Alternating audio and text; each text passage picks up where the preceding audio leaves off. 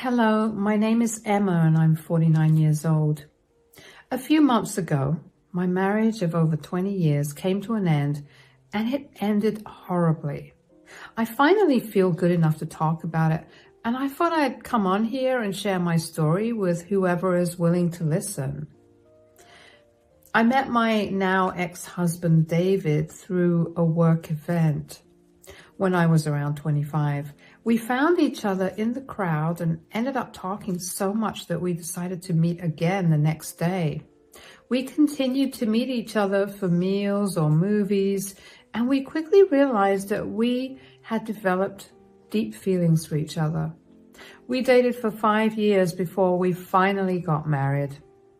Our marriage initially was something straight out of a movie. We were very in love and we were doing great in our careers. We were constantly upgrading houses and living very comfortably. Now, I wanted to have kids when we were finally in a great place financially and career-wise, but David was very much against the idea. I tried my best to convince him to have children or even just a child, but he was very adamant about his opinion. Eventually, after trying for years to convince him, I gave up and decided to just enjoy our life. Nothing much happened after that, but I was content, and that was all that mattered. I noticed a change in our relationship around 3 years ago. By this point, we had been married for around 15 years, and we were comfortable with each other. We weren't as romantic as we were at the start of our relationship, but we were still happy. At least I thought we were. David suddenly began acting distant. I tried my best to get him to talk to me about what he was going through, but David insisted that nothing was bothering him. Around the same time, he told me that his work had told him that he would be required to travel a lot more because he was up for a promotion.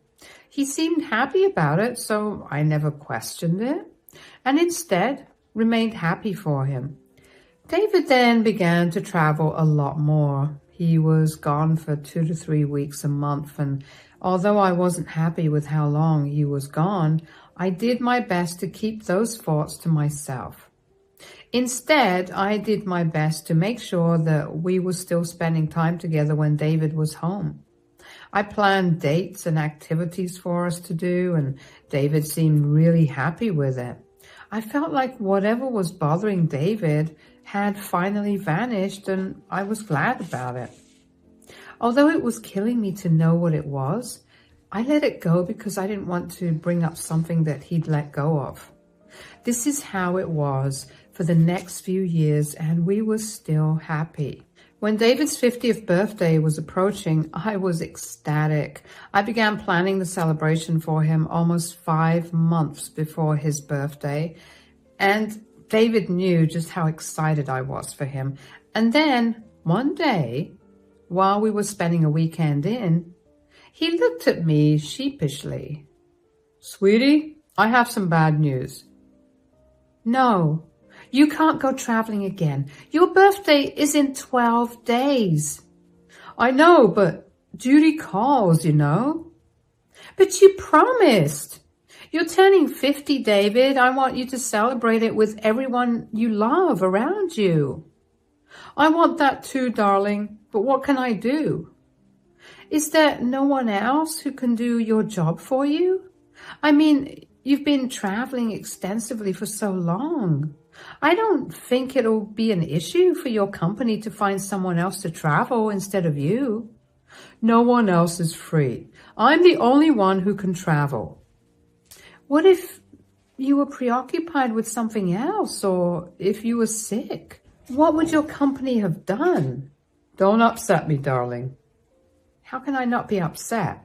You've been so wrapped up with your work these last 2 years, and I haven't said a word about it. Now, when it's time to celebrate your life, also you're expected to work. How is that fair? I want you to have a break and for you to just enjoy spending time with your family and friends instead of working like crazy." I'll tell you what. I'll do my best to wrap up the business in 7 days, and I'll be back in time for my birthday celebration. Does that make you feel any better? It's not about making me feel better, David. I want you to not focus on your work for a second and just enjoy your life outside of it, you know? Come here.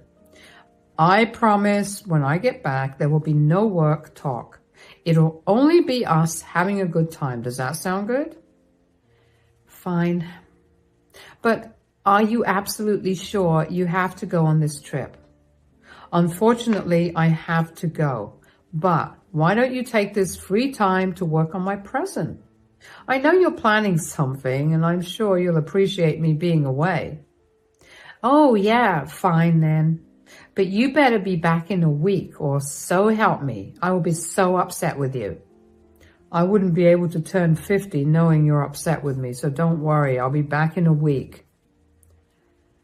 I was more upset than I let on, but at the same time, I realized that David had a point about working on his present. I had been so caught up planning his birthday that getting him his present almost slipped my mind. I said almost because I purchased his presents, but there was one thing I still had to do. I planned on making a video of David's life, like a tribute or appreciation video of him. I planned to use all the pictures and videos I could find of his and put it all together into a video with his favorite song of all time playing in the background. After David left the next day, I began to work on the video. I did my best to juggle my actual work, planning the party, making the video over the rest of the week. On the 5th day after David left, he texted me to tell me that he'd be coming home late in the afternoon the next day. I was happy that he was coming home earlier, but I was also panicking because I wasn't entirely done with his video. I was running short of a few childhood pictures of him, so I decided to go through his iPad because I knew he had them saved to his cloud. As I was scrolling through the albums, I happened to come across a hidden album that was password protected. I was beyond curious about what he could have that was so private. So I tried the password that I knew he used for all his devices, and it worked. Then I was greeted with tons of pictures of a young woman. There were normal pictures of her doing random things like petting a dog or mixing a drink at a bar. And then there was a video. The video was of her giving birth, and David was standing next to her. He was the one filming and holding her hand. There was nothing explicit. It was only her face. But I immediately knew it was David from his voice and the fact that the woman was yelling out David's name. Even though I didn't want to believe it, I immediately knew that David was cheating on me. Suddenly, I became aware of all his little lies, and I couldn't bear it. I quickly drove over to my best friend, Sarah's home, and when she opened the door and saw me, she panicked. Hey, oh my God, what happened? Come in. I don't know what to think anymore. What do you mean? Why don't I get you some water so you can calm down, huh? I don't want water right now. David is cheating on me. What? What do I do? I want to confront him, but at the same time, I never want to see his disgusting face again. Hold on. How did you find out that he was cheating? You know how I was planning on making a video essay of his life for his birthday? Yeah. I was on his iPad looking for photos of him from when he was a child because he had them on his cloud and I couldn't ask him for his phone, so that was how I planned to get the pictures. Anyway, I found a file that was password protected and he used the same password he used for his phone, like the idiot he is. I found a video of him at a hospital with another woman while she was giving birth. What? Oh my God. Wait, are you sure it was him? I know this is a dumb question, but I can't even begin to imagine that David was capable of cheating. I'm sure it was him. The girl kept calling him by name and telling him that she was so lucky that he was by her side. You have no idea how disgusted I was watching that. I didn't expect this from him either. All those business trips he took. Were they just pathetic excuses for him to cheat on me? How much of an idiot was I? That I didn't see any of this happening right under my nose. I don't know what to do. Hey, first of all, you need to calm down. You were not stupid for not seeing this happening under your nose. Why would you look for something when he had never given you a reason to look for it in the first place? We have no idea why he cheated, but what we can do is make him feel sorry for doing that to you. What are you saying? I should take revenge on him? Yeah, you have all the evidence you need. You should expose him on his birthday, no less. I don't think it would be appropriate to show everyone a video of another woman giving birth. I doubt that's the only proof of his affair. If he was sloppy enough to lock a folder with the same password as his phone, I'm sure there are tons more evidence in his chats. Besides, what are the chances that this girl knows that he's married? You think I should reach out to her? Do it if you feel like she doesn't know about you. If she knows about you, then telling her could ruin your chance at revenge. You're right. I'm going to make David regret ruining our marriage like this. That's my girl. You can stay here if you want. Tell David that I'm going through something and you're staying here with me as emotional support, or that I'm helping you with his present. Whatever you need to make him not suspect anything. All right. Thank you so much for having my back like this. Of course. If I don't have your back like this, am I really your best friend? I stayed the night with Sarah, who comforted me as much as she could. I somehow managed to fall asleep that night, and the next morning I rushed back home so I could get as much information as I could from David's iPad. I scoured through all the apps on the iPhone and found a few text messages between David and this woman, whose name was Allison. I managed to find her social media and I took screenshots of everything. I sent myself the video as well. Forget a tribute video. I was going to make an expose on David. After I found what I wanted to find, I quickly packed up a few of my things and debated which excuse would work best to tell David. I decided to tell him that I had to complete his birthday present because that worked better with him coming home earlier than I expected. When David came home, I felt my heart drop to my stomach. I wanted to throw up, but I tried my best to keep a neutral face on.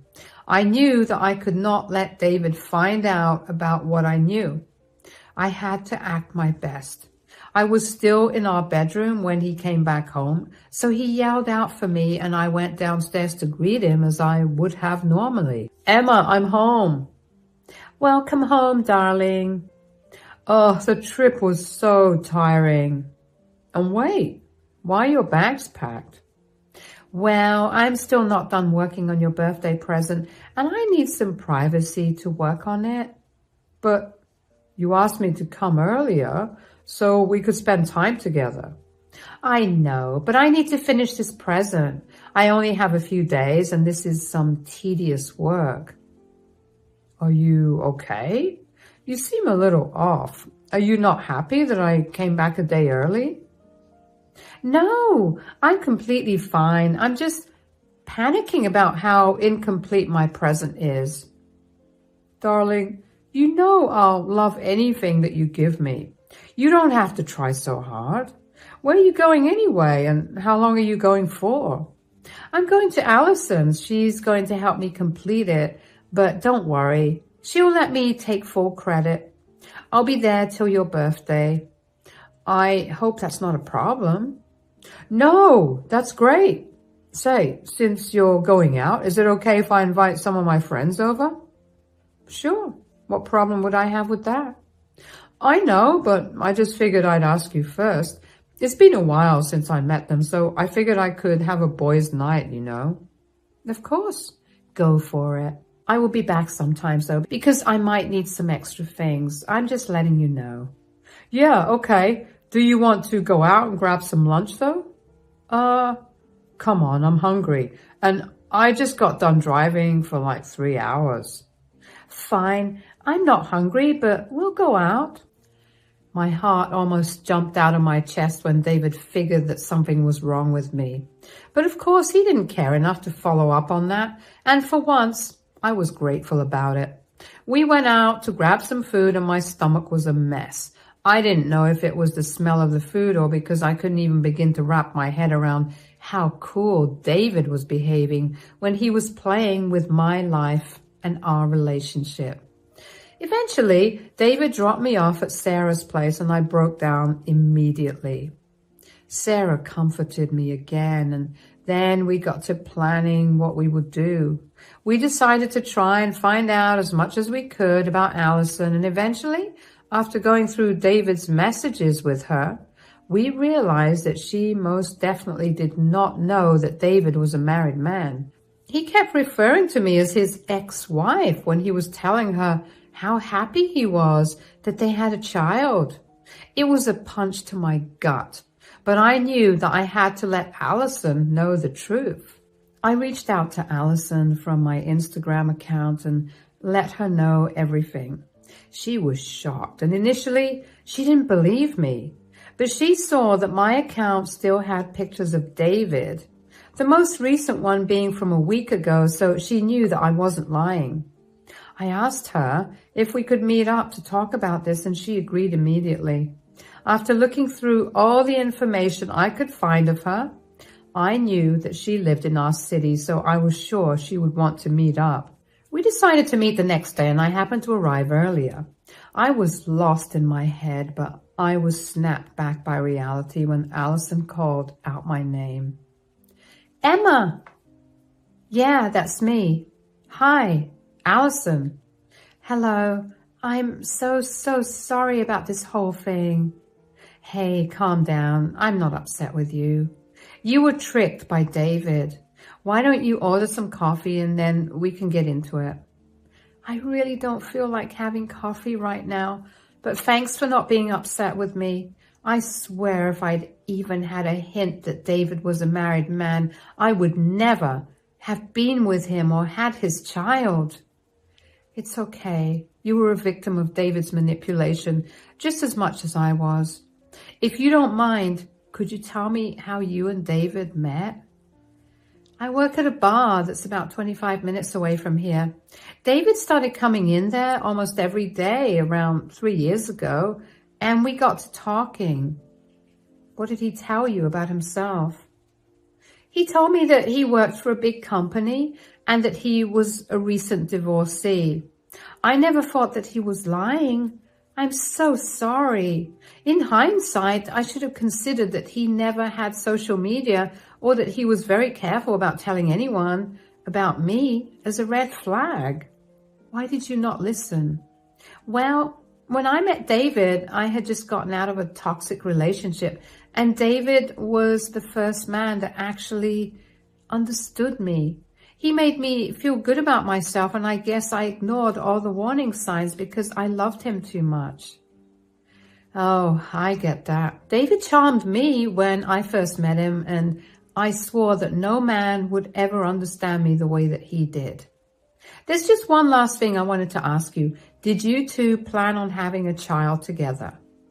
Not really.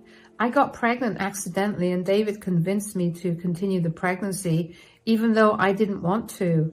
I mean, right now, regardless of what David has done, I still love my child with all my heart, and I don't regret giving birth to him.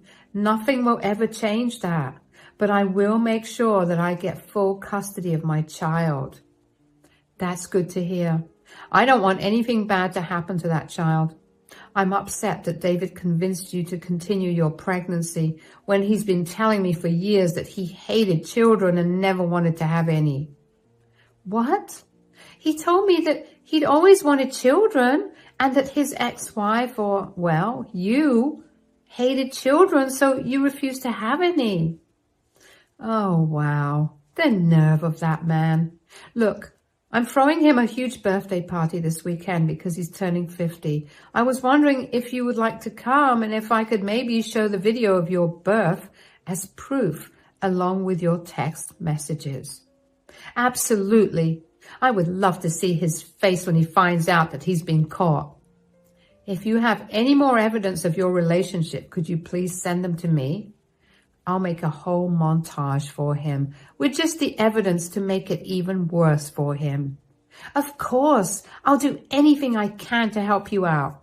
I was so glad that Allison was on board with my plan. I mean, I had other ways to expose him too, but I didn't want there to be any way for David to refute the evidence. Allison sent me screenshots of a lot of their conversations, and some of them were very mean to me because David talked about how ugly I was and how I was so selfish. It hurt me so much. But I knew that I was ultimately going to win against David.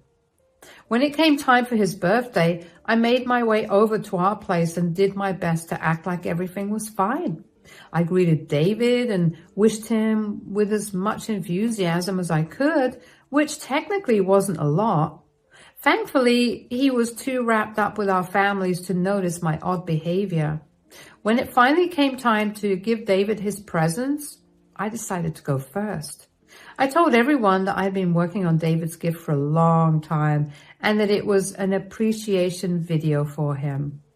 I then told everyone that I had also invited someone that I was sure David would be happy to see.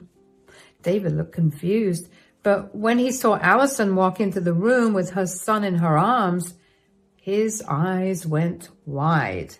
Everyone looked at Allison and then at me and David in confusion. I let the video play and explained everything that happened. I told everyone about how David had manipulated Allison and lied to me for years. How he technically forced Allison to have a child while he repeatedly told me that he hated children and never wanted them. During my entire explanation of events, David had his head in his hands because he was ashamed that his truth had come to light. The first person to react to this whole thing was my dad. He got up and grabbed David by his shirt and asked him why he did this to me. David remained silent and looked away. After that, everyone, David's parents, his siblings, my siblings, together began hounding him with questions, but David kept his mouth shut. When we realized this was going nowhere, we decided to leave. I didn't want to talk to anyone after that because the reality of it all came crashing down on me. I went to stay with Sarah again, and David's family, along with mine, offered me all their support. My head was a mess that day. I have no idea how I got through that night. The next morning, David called, and I reluctantly picked up the phone. Hello, David? How long did you know? Not very long, but finding out now was better than never. How did you plan to raise a child while still being with me? That was a problem I was planning on solving later on. Why did you have to meddle like that? Do you realize how embarrassing that was for me? Oh, really? What about how embarrassed I was? Do you know how humiliating it was to find out that you were cheating on me and had a whole family outside of me? Here we go again. You always have to make everything about yourself, don't you? How is this me making things about myself? You were the one that threw our relationship for another woman. What was it that you wanted? A child? I was open to it, but you were the one that was against the idea of having children. So tell me, what happened? God, if you have to know everything, last thing I wanted was to raise a child with you. What? You're always so focused on yourself and you rarely give time to me. When? When have I ever done that? I've been the one planning our dates and vacations since the start of our relationship. I'm the one that makes sure we're communicating properly when all you want to do is sweep all our issues under the rug. Don't blame your crappy behavior on me. And you refuse to accept your mistakes. Do you think I want my child growing up to be like you? Wow, you are a work of art, David. I'm glad we never had kids because this makes the separation so much easier and less painful. Whatever, Emma. I'm just glad that I'll be able to raise a child. Oh, hasn't Allison told you yet? Told me what? She's planning on getting full custody of her child, and she doesn't want you in the picture at all. What? I hope you find a way to make peace with what you've done. Are you serious? What did you say to her? I had her wrapped around my pinky finger. What did you do? I didn't do anything. Unlike you, Allison has morals, and she was very unhappy that you lied to her about our relationship status. She doesn't like cheaters, so she doesn't want you to be a part of her or her son's life. Wasn't it enough that you embarrassed me in front of my family and friends? Did you have to go after the only thing that made me happy? David, our relationship was the only thing that made me happy, yet you had no problem destroying it. I see no reason why I shouldn't have destroyed everything that you loved. You're a monster. I'm not a monster at all. Stop projecting. I did everything I could to make sure that we remained happy, yet you cheated on me. This is only a small lesson for you to learn from. I hope you're happy now. Please do not contact me, and if you need to, you can contact me through my lawyer. Bye. I hung up on David before he could say anything more. I couldn't understand how he thought that I was the reason for his new reality. At first, I wondered if I acted too much on my anger, but the more I thought about it, the more I realized that I didn't even do anything that bad to him. And the more I thought about how I didn't do anything too bad to him, the more I wanted to hurt him some more. I didn't think it was fair that I was stuck with all these feelings of betrayal and hurt while he got away with nothing. So I took it upon myself to email his company and let them know about David's infidelity. I checked with Allison, and apparently every time he spent time with her, he never went to work. That only made me think that he was taking leave off work to be with her, and I knew that he didn't have that many days that were paid leave. He must have been lying to his boss, and I was going to make sure he suffered for that. And I was right. He had apparently been telling his boss that his wife, that is me, had been suffering some health problems, and she needed to regularly take off so he could drive me to and from the hospital. His boss was a kind and compassionate man, which is why he did not ask for proof. I guess David's acting was so good that it never warranted any proof. Anyway, that promptly got David fired.